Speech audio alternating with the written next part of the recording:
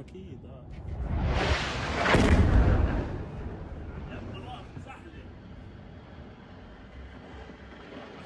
هو الجور. Israel is at war. We didn't want this war. It was forced upon us in the most brutal and savage way. But though Israel didn't start this war, Israel will finish it. Bayangin, ada satu konflik yang bikin dunia heboh. Teriak minta gencatan senjata, tapi ternyata ada yang gak setuju.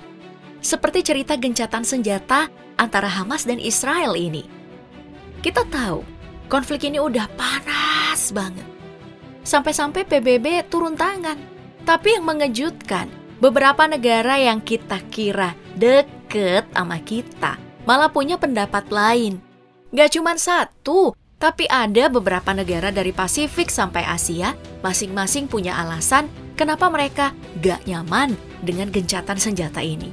Kita bakal ngulik satu persatu hari ini dari Papua Nugini yang berbatasan langsung sama kita sampai Australia yang biasa kita kenal sebagai teman baik.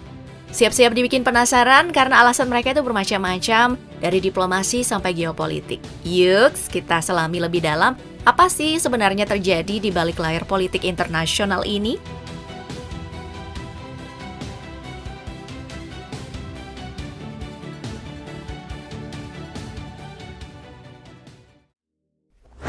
Yang paling dekat dengan Indonesia bahkan berbatasan darat langsung dengan provinsi-provinsi Indonesia adalah Papua Nugini. Negara ini jadi salah satu dari 14 negara yang menolak gencatan senjata Israel. Tidak ada pernyataan resmi mengapa Papua Nugini menolak gencatan senjata. Tapi kalau dilacak, kemungkinan alasannya karena adanya hubungan diplomatik antara Israel dan Papua Nugini yang sudah dijalin sejak tahun 1978. Sekitar 3 tahun setelah Papua Nugini meraih kemerdekaannya. Hubungan diplomatik terbukti dengan di antara banyak negara yang memilih tidak membuka hubungan, apalagi sampai membuka kedutaan di Yerusalem. Tapi Papua Nugini justru jadi negara kelima yang membuka kedutaan di wilayah Yerusalem. Kalau dari sisi keamanan, Papua Nugini mengusulkan fakta keamanan kepada Amerika yang memungkinkan Amerika Serikat untuk mengembangkan dan beroperasi di pangkalan-pangkalan militer di Papua Nugini.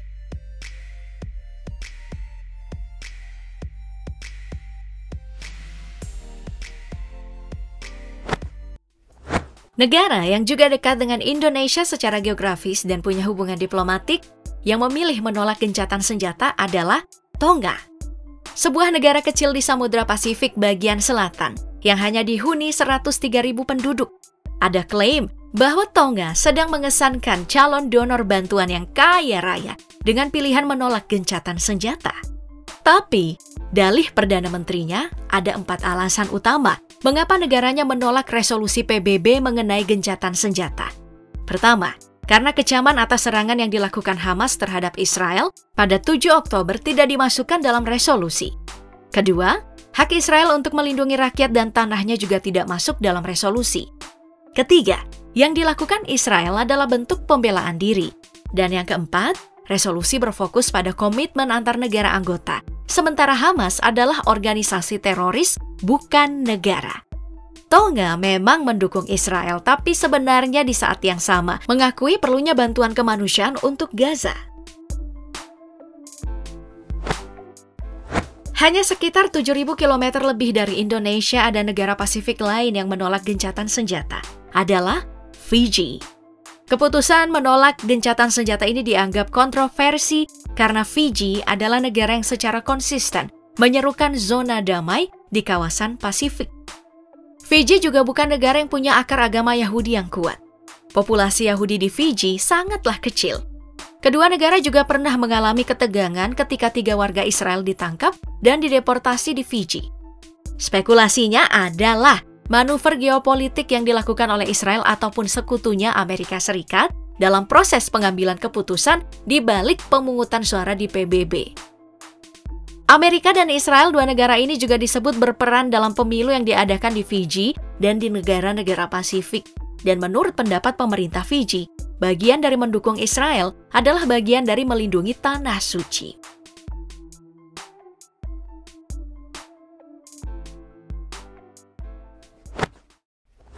Negara Pasifik yang juga menolak adalah Kepulauan Marshall.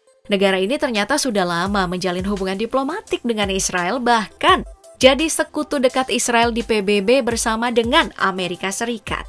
Tapi sebenarnya sederhana mengapa Kepulauan Marshall menjadi sekutu. Alasannya, karena Kepulauan Marshall pernah dikelola oleh Amerika Serikat sebagai bagian dari Trust Territory of the Pacific Island dari tahun 1947 sampai tahun 1986. Amerika memberikan pertahanan ke Kepulauan Marshall, subsidi, dan sempat menggunakan dolar Amerika sebagai mata uang dan akses ke lembaga-lembaga yang berbasis di Amerika. Bahkan, bantuan yang diberikan Amerika Serikat jumlahnya itu sebagian besar adalah PDB Kepulauan Marshall. Jadi, wajar kalau suara Amerika adalah suara Kepulauan Marshall juga.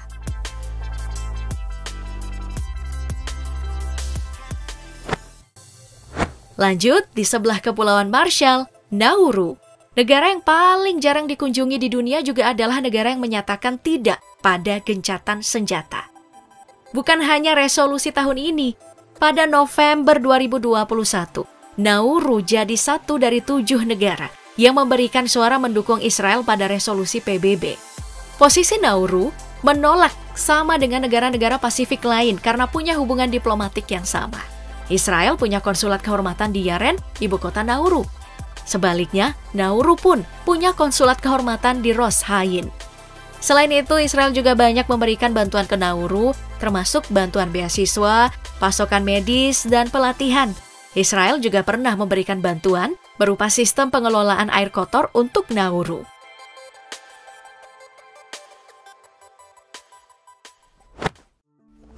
Federasi Mikronesia juga ternyata menolak gencatan senjata.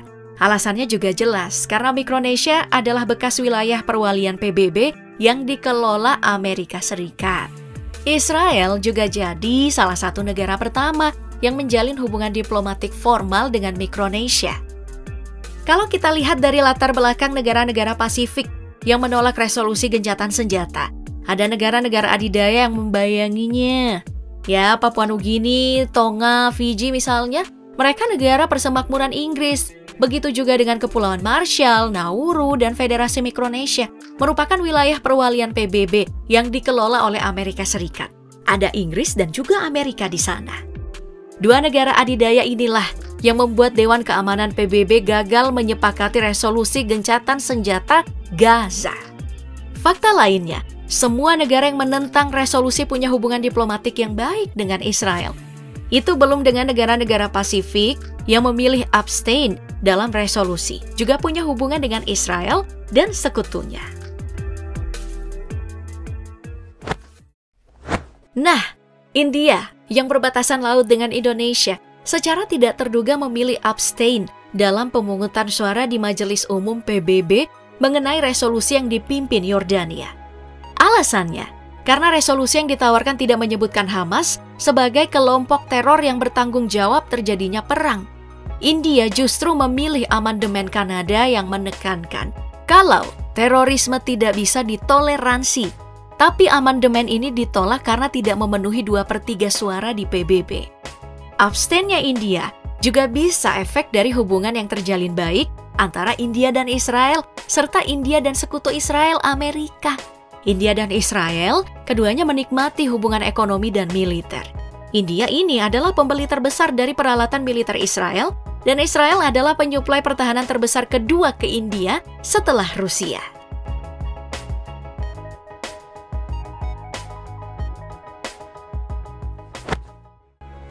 Australia juga sama memilih abstain dalam resolusi. Keputusan ini dikritik karena Israel dan Palestina akan hancur jika tidak ada tindakan yang tegas. Australia sebenarnya setuju dengan usulan utama resolusi kalau situasi kemanusiaan di Gaza sangat buruk dan jeda kemanusiaan diperlukan agar bantuan penyelamatan jiwa dapat menjangkau masyarakat yang sedang membutuhkan. Tapi di sisi lainnya, Australia menyebut kalau rancangan yang diusulkan tidak lengkap karena tidak menyebutkan Hamas sebagai pelaku serangan 7 Oktober. Alex Rifkin, CEO Dewan Eksekutif Yahudi Australia menyebut langkah Australia sudah tepat dengan dalih di masa lalu Hamas menggunakan gencatan senjata untuk menambah persenjataannya.